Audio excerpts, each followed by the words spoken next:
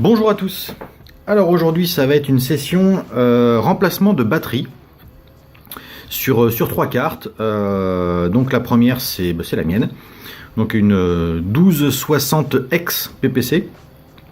Parce qu'elle n'a plus son PPC. Le système PPC a cramé, donc il a fallu le retirer pour arriver à faire fonctionner la carte uniquement en 0,60. Donc la batterie est d'origine. Donc la carte est marquée 1997, donc on va dire qu'elle est bien vécue, qu'elle a bien vécu. Et donc maintenant il faut la remplacer. Donc ça c'est une opération qui n'est pas forcément compliquée, mais qui nécessite quand même un peu d'expérience et du bon matériel pour surtout ne rien abîmer. C'est des cartes qui sont fragiles et qui coûtent très cher. Donc ça c'est quelque chose que vous pouvez faire si vous avez le matériel et l'habitude, mais dans le cas contraire, faites-le faire par quelqu'un pour être sûr de ne rien abîmer. Cette deuxième carte est une 1260 mais non PPC, donc c'est une 1260 standard. Voilà, pareil avec sa batterie d'origine. Celle-ci elle est marquée 1994-95. Donc on va dire qu'elle a bien vécu elle aussi. Et ensuite celle-ci qui est une Blizzard 1230. Bon là il y a un scotch sur l'année de fabrication, mais bon ça doit être sensiblement dans les mêmes années. Et là pareil on voit que la batterie est d'origine. Donc je précise bien batterie puisqu'on va le remplacer par des piles. Donc on va la remplacer par des piles CR2032. Donc à la place de la batterie on va venir souder ce petit support et on va donc clipper une pile à l'intérieur. Donc pour faire cette modification il est très important d'utiliser une diode. Voilà. Donc c'est un petit composant transparent en verre, hein, avec une petite collerette noire qui se trouve ici. Cette collerette, elle indique le sens d'aller et de venue du courant. Alors, quand on a une batterie sur une carte accélératrice comme ça, elle sert à la fois à diffuser de l'électricité pour maintenir l'horloge en route. Donc même si l'ordinateur est éteint, si l'Amiga est éteint, elle envoie une impulsion électrique qui permet de garder la date, l'heure et le calendrier. Et dans l'autre sens, quand on branche la carte sur l'Amiga ou sur un ordinateur, que l'on met sous tension, le courant remonte et va recharger la batterie. Donc là on est sur une pile, donc on n'a pas besoin de la recharger.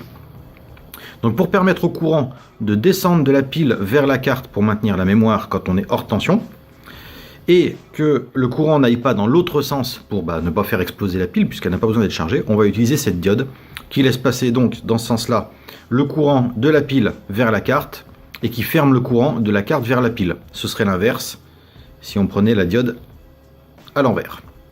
Donc nous ce qui nous intéresse pour l'instant, hop, c'est de la mettre comme ceci. Donc en fait, on va prendre le support de batterie, raccourcir cette petite patte et donc souder la diode sur le contact. Alors on commence tout de suite avec la Blizzard 1260. Donc il suffit de regarder en dessous et les deux plots de la batterie, donc la batterie qui se trouve ici, sont donc celui-ci et sûrement l'opposé, celui-là. Donc on va commencer par rafraîchir les soudures parce qu'elles ont quand même quelques années.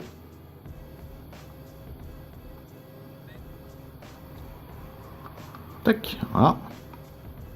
Et la deuxième. Ensuite, il suffit de tirer un petit peu sur la pile et elle vient toute seule. Alors là où c'est important, c'est qu'il faut avoir vraiment un fer à souder qui chauffe fort et vite. Ça évite de chauffer la carte trop longtemps et ça permet de dessouder très rapidement. Tac, voilà. Donc là la batterie est retirée. On peut donc la mettre de côté. Pour ce qui est du support de pile, ils font normalement la même largeur, la même taille que les anciens. Ça c'est standard, donc il n'y a pas de souci de modification. On voit que ça fait exactement la même taille. La seule chose qu'il va falloir faire, c'est donc couper une patte pour venir y fixer une diode. Commençons par couper la patte. Voilà. Et par présenter la diode.